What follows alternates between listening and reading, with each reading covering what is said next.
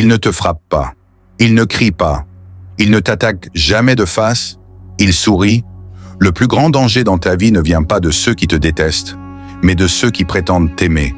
Les faux amis ne portent pas de masque effrayant. Ils portent ton visage familier. Ils connaissent ton histoire, tes blessures, tes rêves. Et c'est justement pour ça qu'ils sont si dangereux. Un ennemi veut ta chute. Un faux ami la prépare. Il applaudit quand tu réussis, mais au fond, il espère que tu t'arrêtes. Il t'écoute parler de tes projets, mais il cherche déjà comment les saboter. Il te donne des conseils, mais chacun d'eux te pousse subtilement vers l'échec. Parce qu'un faux ami ne veut pas te voir perdre. Il veut te voir ne jamais gagner. Il ne supporte pas l'idée que tu puisses dépasser ce qu'il est. Alors, au lieu de s'élever, il te tire vers le bas. Et le pire, tu lui fais confiance. Tu lui ouvres ton esprit, ton cœur, tes plans. Et pendant que tu te livres, il apprend comment te contrôler. Aujourd'hui, tu vas découvrir ce que peu de gens osent regarder. La psychologie froide et précise du faux ami. Comment il pense, comment il agit, et surtout, comment le démasquer avant qu'il ne t'anéantisse de l'intérieur. Parce que dans ce monde, ceux qui te sourient ne sont pas toujours ceux qui veulent ton bien. Première partie, pourquoi les faux amis existent? Les faux amis ne naissent pas du hasard, ils naissent de la comparaison. Dès l'enfance, on nous apprend à nous mesurer aux autres. Qui est plus intelligent? Qui avance plus vite? Qui est plus admiré? Et même quand nous devenons adultes, cette logique ne disparaît pas. Elle devient simplement plus silencieuse. Un faux ami est quelqu'un qui t'apprécie jusqu'au moment où tu deviens une menace pour son image de lui-même. Au début, tout est simple. Vous êtes au même niveau. Vous partagez les mêmes galères, les mêmes frustrations. Mais dès que ta trajectoire commence à changer, un projet qui marche, une transformation personnelle, une nouvelle confiance, quelque chose se fracture en lui. Il ne pense pas « je suis heureux pour toi ». Il pense « pourquoi pas moi ?» Et cette question est dangereuse, parce qu'elle attaque directement son ego. Elle lui rappelle ce qu'il n'a pas osé faire, ce qu'il a abandonné, ce qu'il a peur de devenir. Alors, au lieu de s'inspirer de ta réussite, il commence à la ressentir comme une humiliation. C'est là que la jalousie s'installe. Mais pas la jalousie bruyante, visible, explosive. Non, la jalousie froide, silencieuse, qui se cache derrière des sourires. Il continue de rire avec toi. Il continue de te parler. Mais à l'intérieur, un calcul commence. Comment je peux reprendre l'avantage? Comment je peux réduire l'écart? Comment je peux l'empêcher d'aller trop loin? Et c'est ici que naît le faux ami. Pas parce qu'il est mauvais, mais parce qu'il est faible. Il ne supporte pas l'idée que tu deviennes la preuve vivante de ce qu'il aurait pu être. Alors il commence à faire ce que font tous les faux amis. Il essaie de t'arrêter sans jamais avoir l'air de t'attaquer. Il te donne des conseils qui ralentissent. Il souligne les risques, jamais les opportunités. Il transforme tes rêves en menaces. Il transforme ton ambition en naïveté. Et toi, tu l'écoutes. Parce qu'il parle avec la voix de quelqu'un que tu connais. Voilà pourquoi les faux amis sont si dangereux. Ils n'ont pas besoin de te mentir. Ils ont juste besoin de semer assez de doutes pour que tu te bloques toi-même. Un ennemi veut te voir tomber. Un faux ami veut te voir hésiter. Et dans la vie, l'hésitation est souvent plus mortelle que l'échec. Deuxième partie, les signes qui ne mentent pas. Repérer un faux ami n'est jamais évident. Ils sont subtils, comme de l'eau qui ronge lentement une pierre. Mais ils laissent toujours des traces, des détails que tu ignores si tu es trop naïf. Des comportements que ton instinct perçoit, mais que ta raison veut nier. Premier signe, il minimise tes victoires. Chaque fois que tu réussis quelque chose, il ne célèbre jamais avec toi. Il relativise.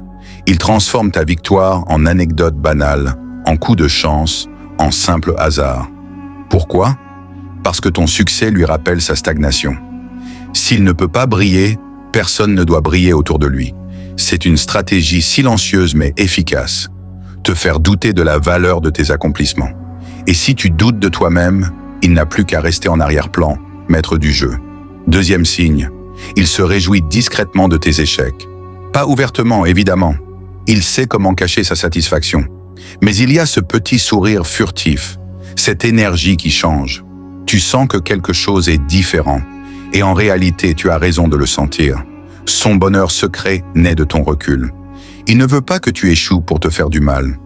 Il veut juste que tu restes à sa hauteur. Troisième signe, il critique sous couvert de conseils. Je te dis ça pour ton bien. Fais attention, ne fais pas la même erreur que moi. Toutes ces phrases sont des armes déguisées. Chaque mot est choisi pour te semer le doute, te ralentir, te faire hésiter. Un vrai ami te guide. Un faux ami t'enseigne la peur, et la peur paralyse. Quatrième signe, il est obsédé par ton intimité. Il veut tout savoir. Tes projets, tes relations, tes peurs. Pas pour t'aider, pas par curiosité saine, mais parce que l'information est un levier. Il veut connaître tes points faibles avant que tu n'en prennes conscience. Ainsi, il peut intervenir subtilement, influencer tes choix, te garder sous contrôle sans que tu le vois se venir. Cinquième signe, il disparaît quand tu deviens fort. Quand tu traverses un moment difficile, il est là, prêt à te soutenir. Mais dès que tu reprends ton pouvoir, il s'éloigne. Tu ne le vois plus aussi souvent. Tu remarques ses réponses retardées, son absence dans les moments clés. C'est un signal clair. Il ne peut plus t'influencer et il préfère se retirer plutôt que de perdre le contrôle.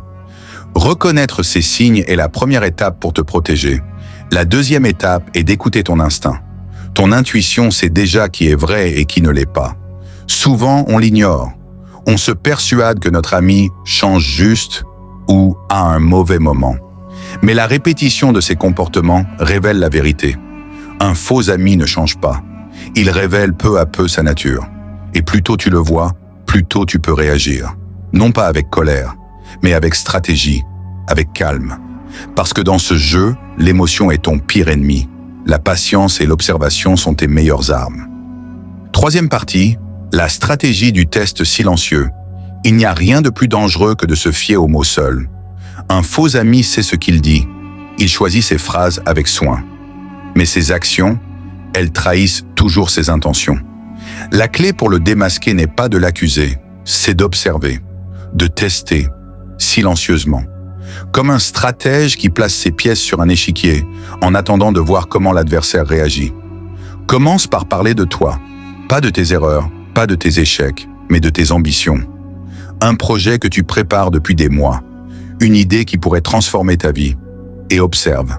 Un vrai ami sera attentif. Il posera des questions. Il voudra comprendre. Il cherchera à t'aider. Il célébrera tes chances et analysera les obstacles sans te freiner. Le faux ami, lui, est différent. Il te répondra avec prudence. Es-tu sûr de pouvoir le faire? Fais attention, ça pourrait mal tourner. Chaque phrase semble protectrice, mais son objectif est subtil. Te semer le doute, ralentir ton élan, te garder à sa hauteur. Le test silencieux ne se limite pas aux paroles. Il s'étend aux actions. Qui t'encourage vraiment? Qui disparaît quand tu progresses? Qui apparaît seulement quand tu es vulnérable? Note chaque détail. Les silences inconfortables, les compliments qui semblent forcés, les conseils qui finissent toujours par freiner, l'obsession pour tes projets et tes décisions. Un faux ami ne fait jamais rien au hasard. Chaque geste est calculé, chaque mot est pensé pour maintenir un équilibre favorable à lui-même. Même ton sourire peut devenir une arme contre toi s'il sait que tu l'accordes à la personne qui t'entrave. L'autre aspect de ce test silencieux est l'intuition. Ton instinct ressent ce que ton esprit refuse d'admettre. Il y a des micro-signaux, un ton légèrement sarcastique, un retard dans une réponse, un intérêt fin. Apprends à les écouter. Ce sont les véritables indicateurs du caractère. La puissance de cette méthode est qu'elle te garde invisible. Tu n'as pas besoin de confrontation. Tu n'as pas besoin de créer de conflit. Tu observes, tu notes, tu comprends. Et lorsque la vérité se révèle, tu es prêt.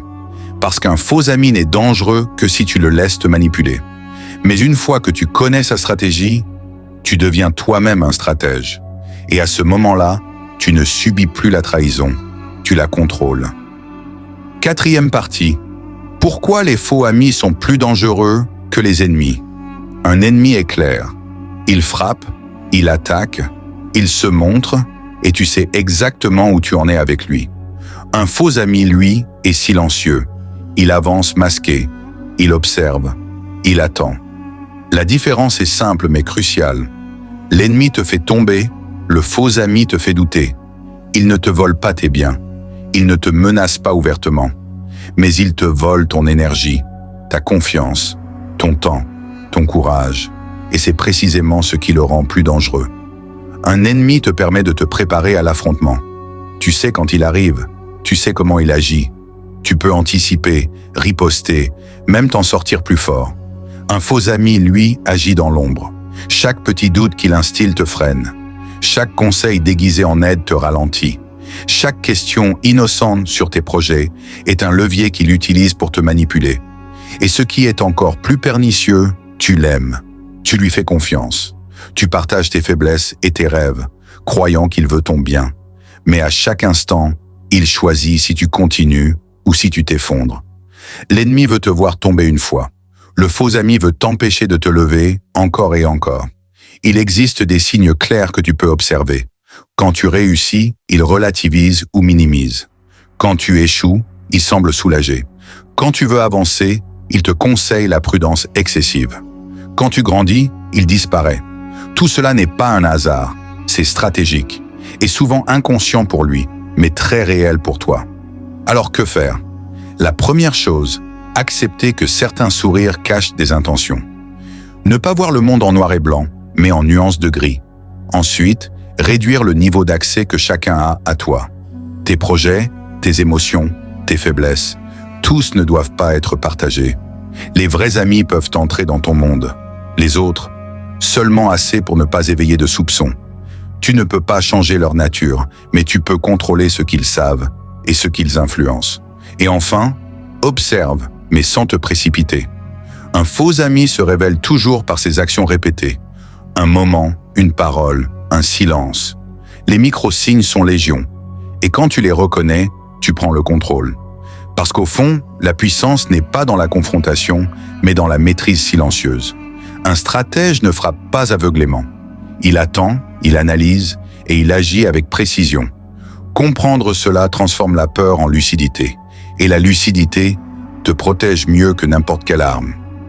La cinquième partie, comment se protéger et garder le contrôle.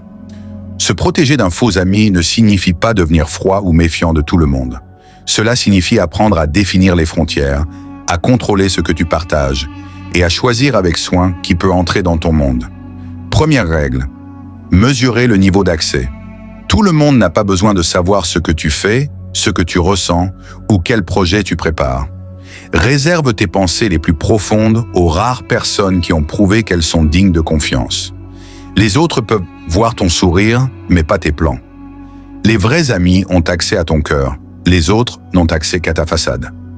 Deuxième règle, observer sans juger. Ne coupe pas les gens immédiatement. Observe leurs comportements répétés. Note les micro-signaux. Minimisation de tes succès, plaisir discret à tes échecs, critique déguisée en conseil, absence quand tu es fort. Ces signes se répètent moins toujours. Et plus tôt tu les remarques, plus vite tu peux ajuster ton niveau de confiance. Troisième règle, rester indépendant. Un faux ami prospère sur ta dépendance émotionnelle ou sociale. Renforce ton autonomie. Travaille sur toi-même. Investis dans tes compétences, ton réseau, ton énergie. Moins tu dépends d'eux, moins ils peuvent te contrôler. Quatrième règle, utiliser le pouvoir du silence. Ne réponds pas à chaque commentaire, critique ou intervention. Parfois, l'absence de réaction est la meilleure réponse. Un faux ami cherche une réaction, un doute, un tremblement. Si tu restes calme et silencieux, tu reprends le contrôle du jeu. Cinquième règle, valoriser les vrais alliés. Entoure-toi de personnes qui te soutiennent sans te freiner. Ceux qui célèbrent tes victoires, te relèvent dans les échecs et t'inspirent à aller plus loin. Ces rares individus sont ton véritable réseau de protection. Au final, protéger ton énergie et ton esprit n'est pas une question de méfiance constante. C'est une question de lucidité et de stratégie. Un stratège ne combat pas tous les ennemis. Il choisit ceux qui méritent son attention et ajuste son approche selon le niveau de danger. Et n'oublie jamais, la puissance n'est pas dans l'isolement, mais dans la maîtrise de ton cercle. Réserve ton intimité, ton cœur et ton temps pour ceux qui le méritent vraiment. Les faux amis perdent leur influence dès que tu reprends le contrôle. Et toi, tu avances, libre, fort et préparé. La voie du stratège. Comprendre les faux amis, c'est comprendre que le danger ne se manifeste pas toujours avec des crocs ou des cris. Il peut se cacher derrière un sourire, une parole douce, une attention feinte. Et la première étape pour ne pas tomber dans leur piège, c'est la lucidité. Observer, analyser et reconnaître les signes avant que la trahison ne s'installe. Un vrai stratège ne se laisse jamais manipuler par l'émotion. Il choisit avec soin à qui il donne son énergie, son temps et sa confiance. Il utilise le silence comme arme, la patience comme bouclier et la vigilance comme guide. Mais attention, être stratège ne veut pas dire être seul. C'est savoir s'entourer des rares alliés qui célèbrent tes victoires, te relèvent dans les échecs et t'inspirent à devenir plus fort. Les autres n'ont accès qu'à ce que tu décides de leur montrer. La trahison ne peut pas te détruire si tu comprends la nature humaine, si tu contrôles ton cercle et si tu avances avec stratégie. Chaque sourire, chaque mot, chaque geste peut être observé, compris et neutralisé avant qu'il ne devienne une arme contre toi. Dans ce monde, la puissance n'est pas dans le nombre d'amis que tu as, mais dans la qualité de ceux que tu choisis de garder à tes côtés. Reste lucide, reste stratégique et avance toujours libre et maître de ton destin.